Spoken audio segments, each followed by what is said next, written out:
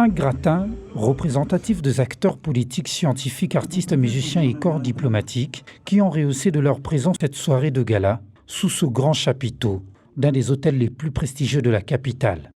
Bombo, comme elle a dit, devant Snower, un chèque d'1 ou de 2 milliards qu'on lui a remis, allez construire votre pays. Il va retourner, il a dit non. Les richesses de mon pays valent que c'est des milliards. Et il s'est mis debout, il est parti. Un homme extraordinaire, vous avez suivi même son message. Il savait qu'il allait mourir, il y avait un complot contre lui. Soirée initiée par la Fondation Lumumba qui vise à initier des actions de levée de fonds afin d'accompagner le gouvernement congolais dans le processus de rapatriement de reliques de Patrice Emery Lumumba, le tout premier ministre congolais assassiné il y a plus d'une cinquantaine d'années par des puissances impérialistes dans l'ex-province du Grand Katanga. La Fondation Lumumba est en train d'accompagner le président de la République. Donc nous faisons quelques activités pour essayer juste d'accompagner ce que le président de la République a mis en place avec une équipe de la présidence et la Fondation pour pouvoir les accompagner dans ces processus-là de rapatriement de notre héros national.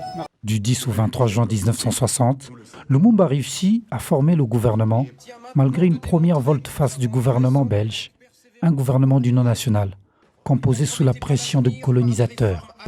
Ça relève peut-être de l'ignorance de l'histoire mondiale, parce que le Congo n'a pas été le premier pays à obtenir l'indépendance, et surtout l'Afrique noire.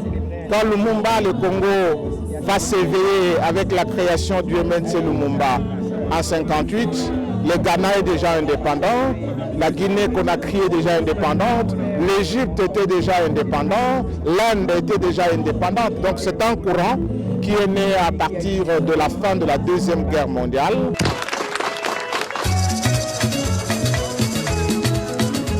Constituée, la RDC obtient son indépendance dont l'acte a été signé par Lumumba et Justin-Marie Bomboko.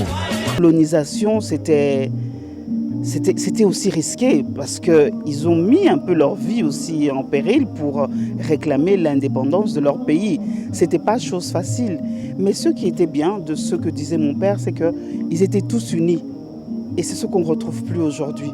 On pouvait être Mongo, on pouvait être Mukongo, on pouvait être Muluba, mais ils étaient tous unis. Être ministre des Affaires étrangères, c'était quand même un poste clé. Et vous êtes sans savoir que toutes les ambassades qu'il y a eu, c'est lui qui avait pris les contacts et il a mis ces ambassades en place et même l'immeuble.